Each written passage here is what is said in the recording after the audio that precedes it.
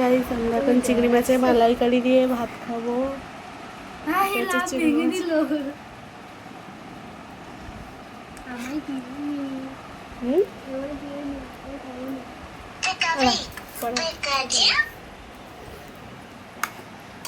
লাগলাম আসবি তো ভাত খাবি না ওই তো ওটুক খা যা। কেমন লাগছে মনে হচ্ছে না প্রচুর মিষ্টি হবে। না না ঝাল ঝাল মিষ্টি মিষ্টি দেখে ওরকম মনে হচ্ছে। খাবি তো আগে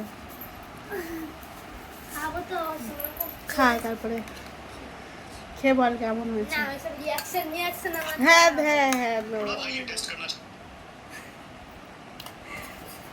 বলবি না তো ওই তো বলছে না সে কোথায় খেতে বসেছে।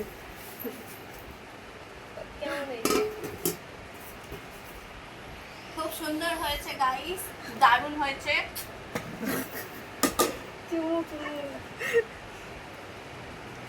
আয়